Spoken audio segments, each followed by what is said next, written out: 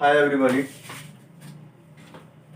आज आज की क्लास में अपने लोग सेंटेंस के बारे में स्टडी करने जा रहे हैं, जो कि it is a simple unit but very complicated because all of the students facing some trouble and confusion to finding out which type of sentences facing them. So that's why I'm going to tell about some explanation about sentences that we can find these kinds in easy way.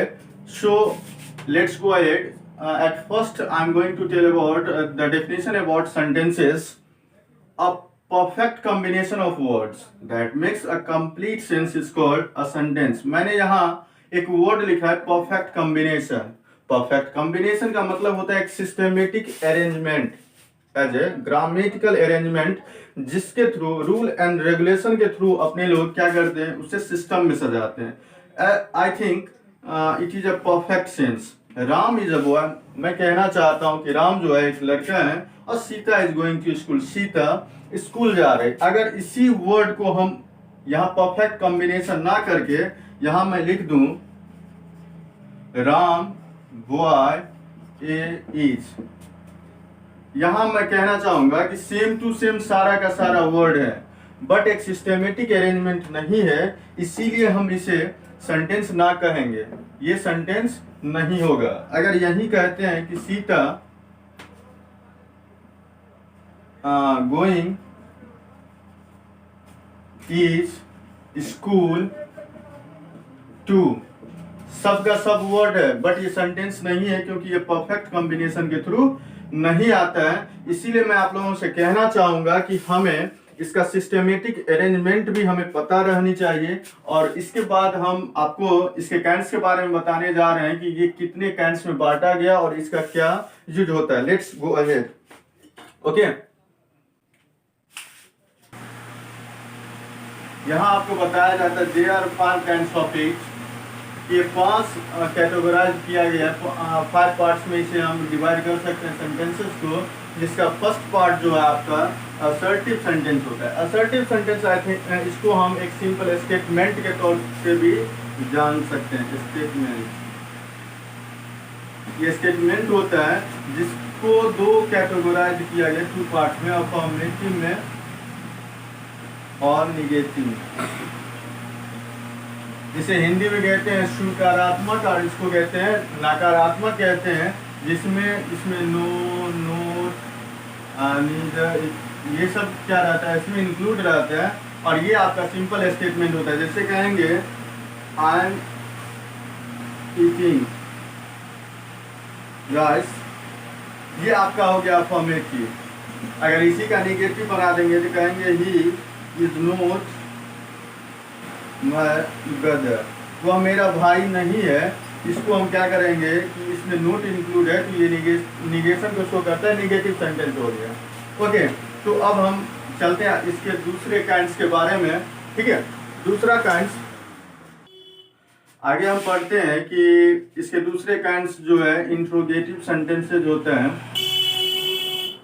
अब मैं आपको बताना चाहूंगा कि interrogative का मतलब होता है इंटेरोगेशन। इंटेरोगेशन, इसको हिंदी में कहते हैं पूछताछ,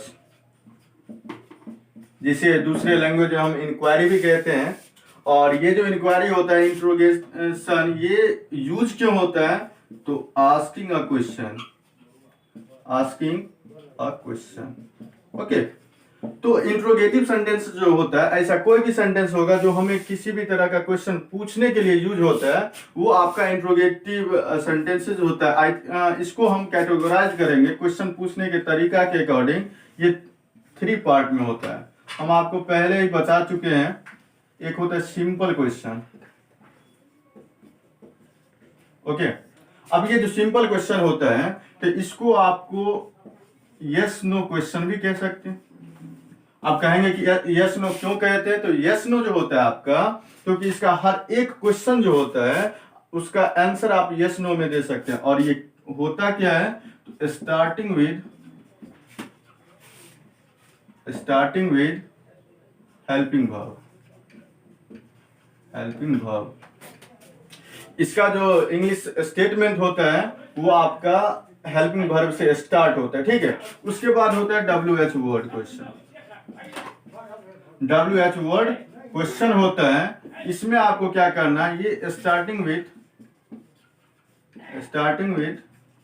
WH वर्ड, और थर्ड जो फॉर्मेट होता है वो आपका क्वेश्चन टैग होता है। क्वेश्चन टैग होता है, ये आपको स्पेशल आपके ग्रामर चैप्टर में स्पेशल इसका चैप्टर है, जो कि मैं आपको नेक्स्ट क्लास में बताऊंगा क्वेश्चन टैग क्या होता है। ओके, तो ये आपका हो गया क्वेश्चन इंट्रोगेटिव सेंटेंस, जो कि हमें आस्किंग या क्वेश्चन के लिए होता है।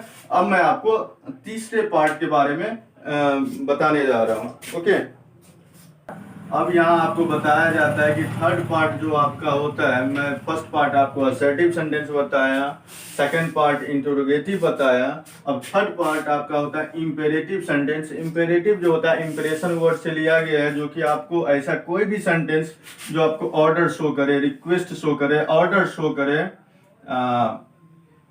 कमांड शो करे, तो वो आपका क्या कहलाता है, आपका इंपेरेटिव सेंटेंस कहलाता है। कोई भी सेंटेंस रहे जो आपको लगे कि नहीं इस सेंटेंस से हमें ऑर्डर आ रहा है, रिक्वेस्ट आ रहा है, कमांड आ रहा है, तो वो आपका इंपेरेटिव सेंटेंस होगा।